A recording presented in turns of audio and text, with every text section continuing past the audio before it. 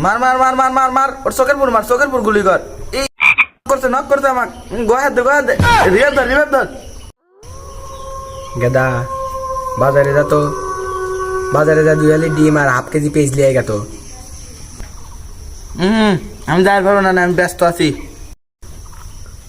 তোর আজকে রেজাল্ট দেওয়ার কথা ছিল না?